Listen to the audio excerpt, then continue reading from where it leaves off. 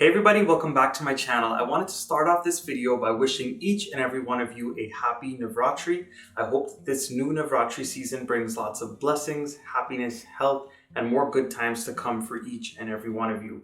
So as you all know, Navratri is one of the many Hindu holidays that we celebrate throughout the year. It's dedicated to Mother Durga, and she is one of the main Hindu goddesses. Now, I've done many videos on my channel before explaining the significance behind each one of the forms of Mother Durga. I've also shared so many different sweets recipes, vegetarian recipes. So in honor of Navratri, as well as Diwali coming up at the end of the month, I'm going to be sharing some vegetarian recipes as well as some new sweets recipes. So more about today's video. I'm going to be doing a pumpkin spice Mithai.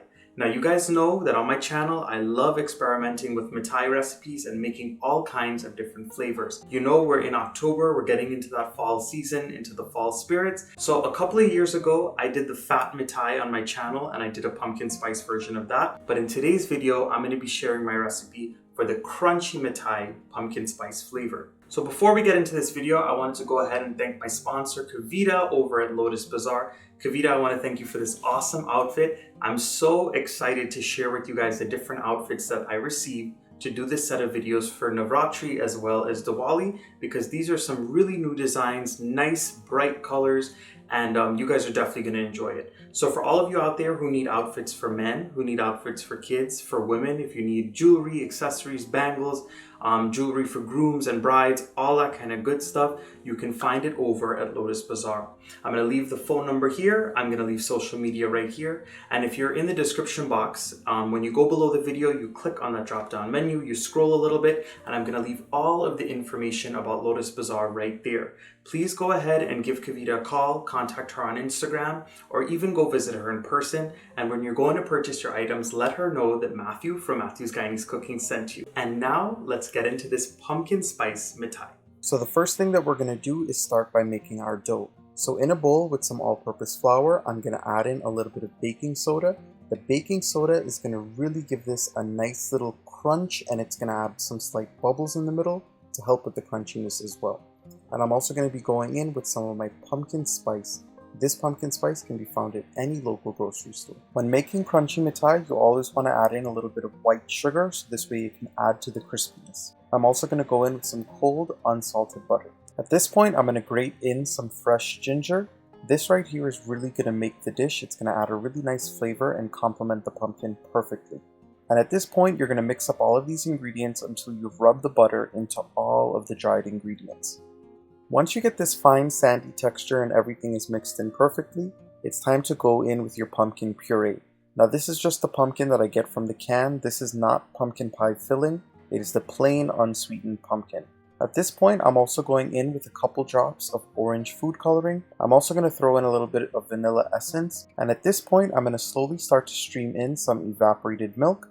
And I'm going to continue to mix until I get a semi-soft dough.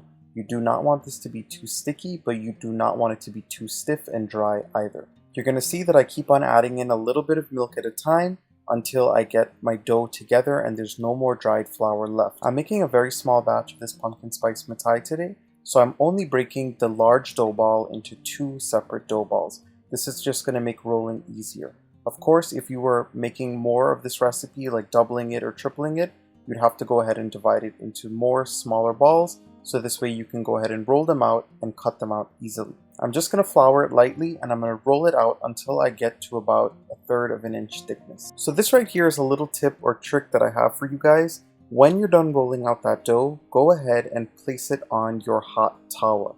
And I have this on a low heat.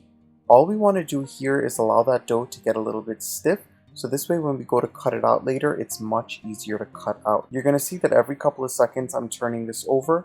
And again, that's just to make sure we do not get any brown spots. We just want it to go ahead and get a little bit stiff on the outside. You do not want to overcook it or get it too brown. And I'm going to do this with both of my dough balls until I finish out the whole set of dough. So I finished cooking the dough and letting it get a little bit stiff on the tawa. So at this point, we're going to go ahead and cut and fry.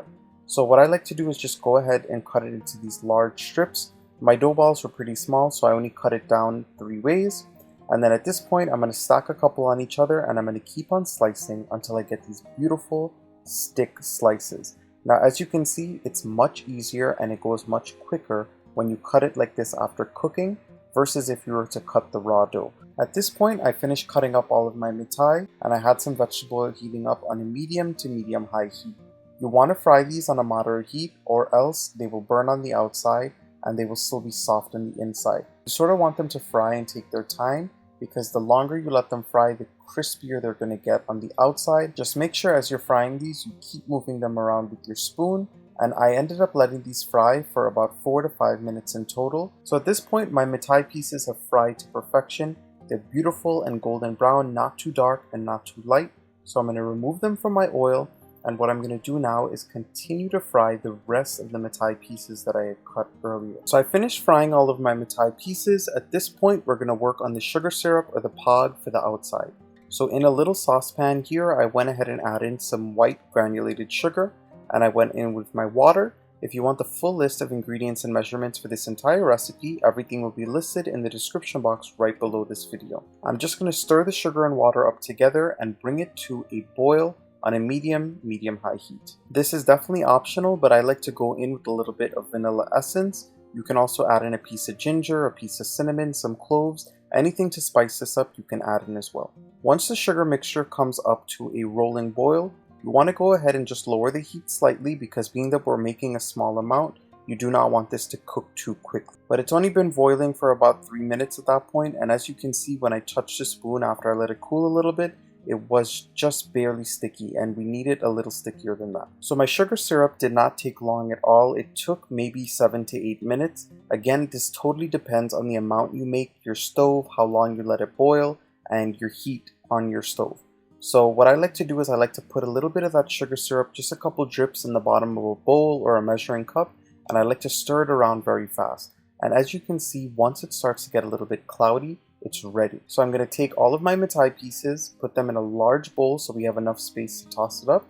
I'm going to toss on a little bit of that pumpkin spice, and I'm going to go ahead and add in my sugar syrup.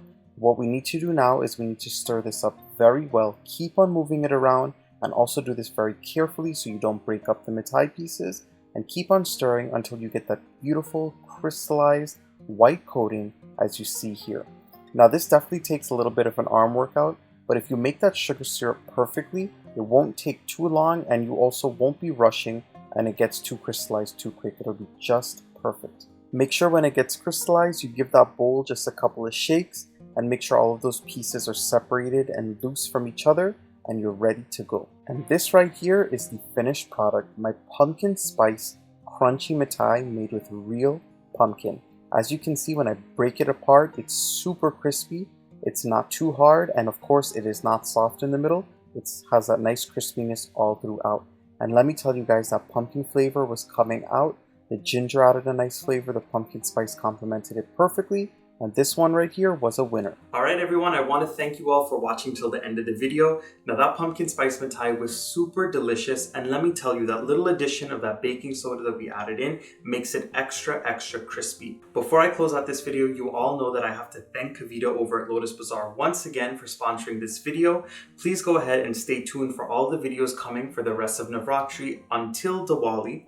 And I'm going to be sharing more sweets recipes, more savory recipes, and all of them are sponsored by Lotus Bazaar. So make sure you guys check them out. I'm going to have some of their information right here on the bottom of the screen. And if you go in my description box right below the video, I'm going to link the Instagram, her phone number, and all of that good contact information to get in touch with Lotus Bazaar. I'll see you guys all again in my next video. Please stay tuned. Make sure you subscribe so you can check out what's happening next. And drop your comments down below and let me know what you guys would like to see next. Bye everyone.